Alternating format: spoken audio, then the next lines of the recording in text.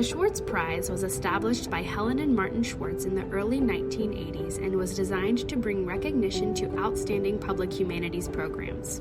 In 1982, the first prize was awarded to the Rhode Island Committee for the Humanities, now the Rhode Island Council for the Humanities, and we are proud to announce that this evening is the 40th year of Schwartz Prize Awards.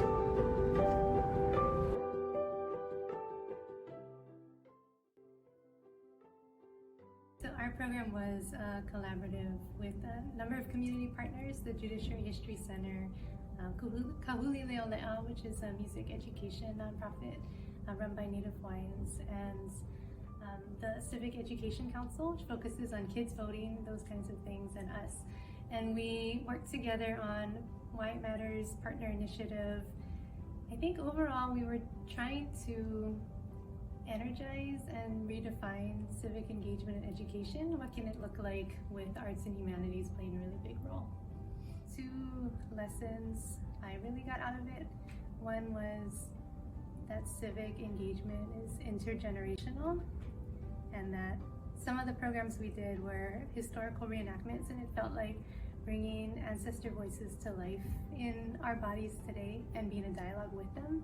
And other programs featured youth leaders who were organizing protests or starting their own activist groups to combat homelessness. And young people are sometimes dismissed, but it really felt that the clarity that young people have around justice and around making change was very galvanizing. So to really see that civic engagement, it needs to be intergenerational.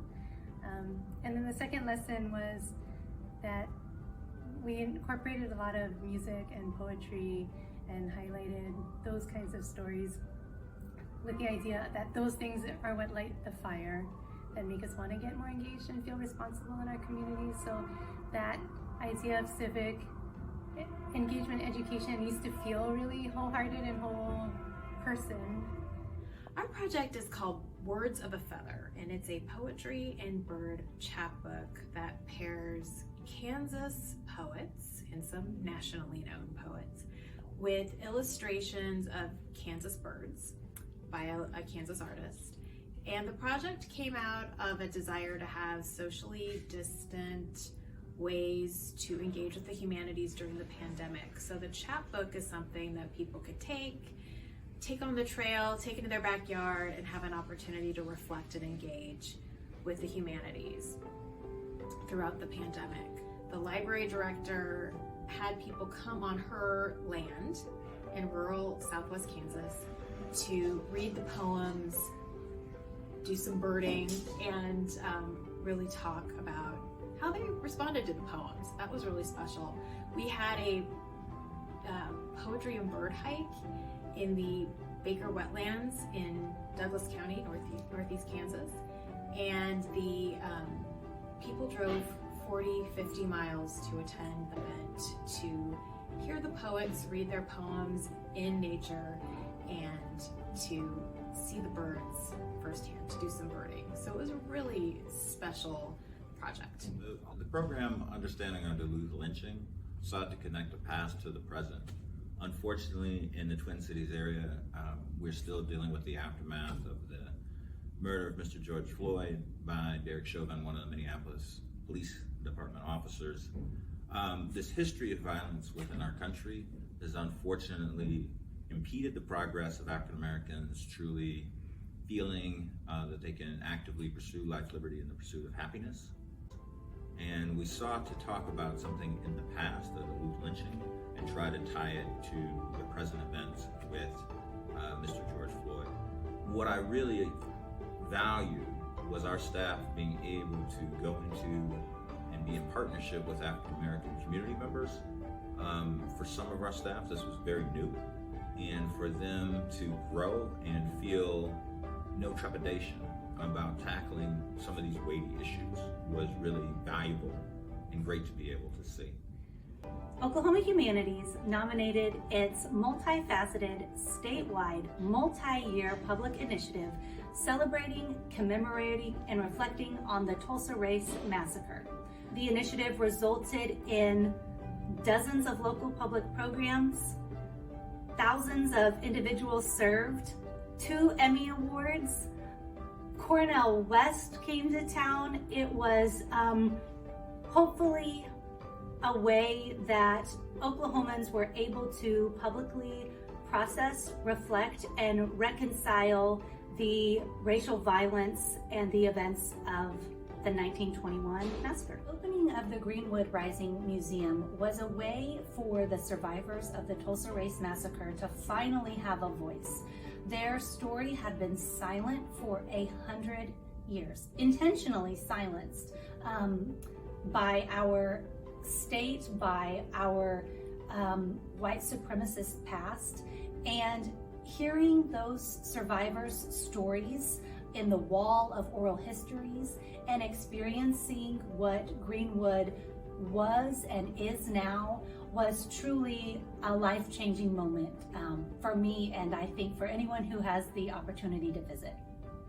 This program was intergenerational, it was multilingual, and it brought together different groups of people to participate in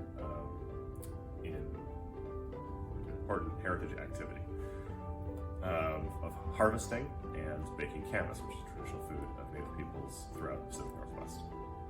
We were really excited that this program brought together people from multiple generations, elders and children, to experience and together these really important traditional heritage and to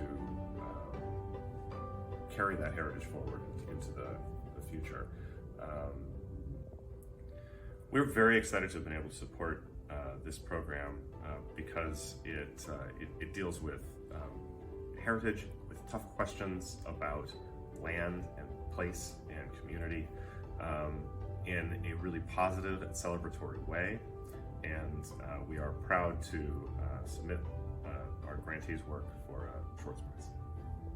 So in 2021, we hosted a summer program called the Descendants Workshop as part of a new initiative named the Black Public History Institute in Virginia. And we really wanted to provide descendant communities that are connected to sites of slavery with the tools and resources to better advocate for these heritage sites and to be a part of the stewardship conversation.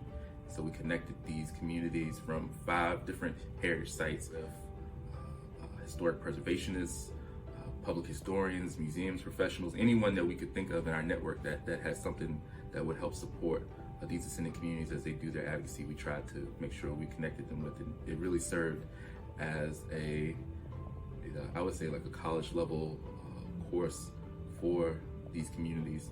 And I think one of the great things about it is that we were also able to bring in undergraduate students who served as research assistants for the descendant participants. So it was this really powerful intergenerational learning experience where folks were just exchanging just really powerful knowledge and connecting with other practitioners in the field to create an experience that I think left everyone feeling incredibly empowered.